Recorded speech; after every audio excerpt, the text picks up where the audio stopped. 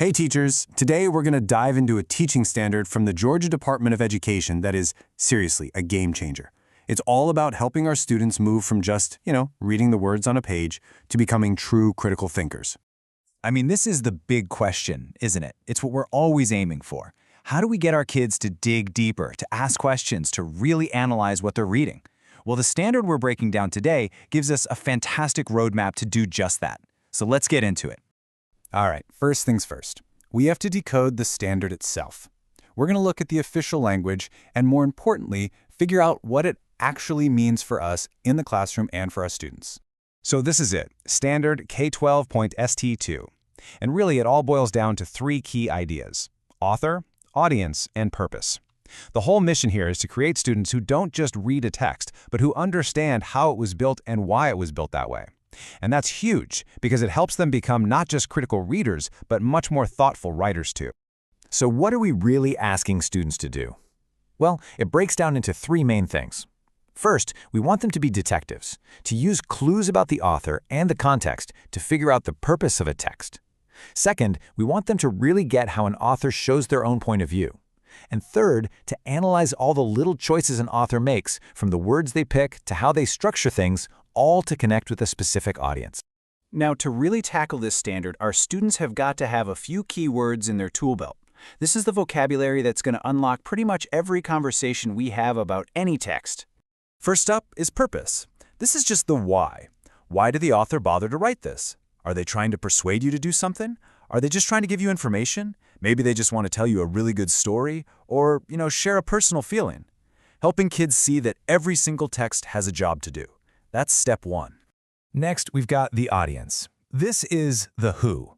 Think about it. A scientist writing a paper for a journal sounds totally different than a comedian writing jokes for a stand-up routine. And why is that? Because they're writing for completely different people. Authors are always thinking about who they're talking to, and that shapes everything. Okay, pay attention, because this one is huge. It's where students, and let's be real, even adults, can get a little mixed up.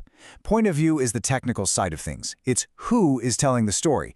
First person I, third person he or she. But perspective? Perspective is the juicy part. That's how a character sees the world, based on everything they've been through, what they believe, and how they feel. It's so much deeper. So we've got the what and the why. Now for the fun part, the how.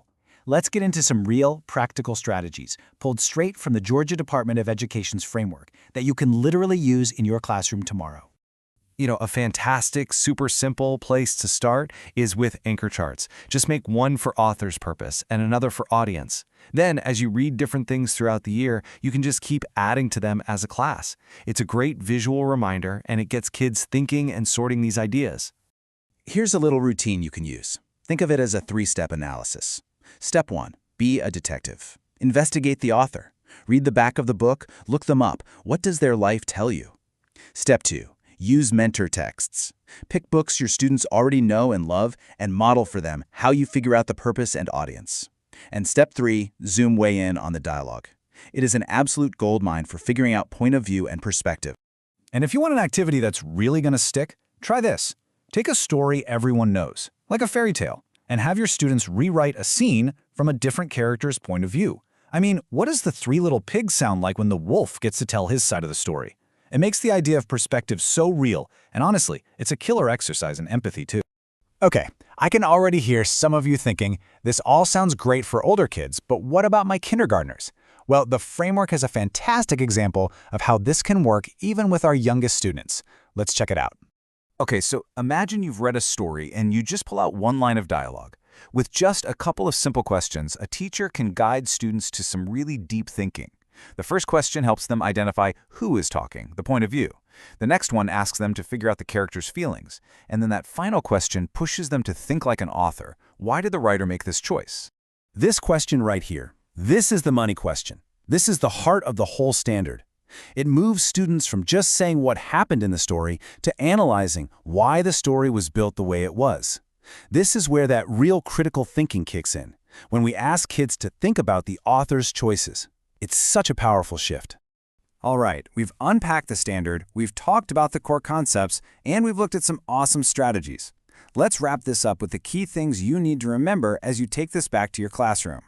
So, if you only take a few things away from this, make it these. First, this whole standard is about making critical readers and intentional writers. To do that, just keep coming back to those three pillars: author, audience, and purpose.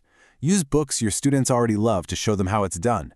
Get them to rewrite stories to really understand perspective, and most importantly, always push for that deeper thinking by asking one simple question: why?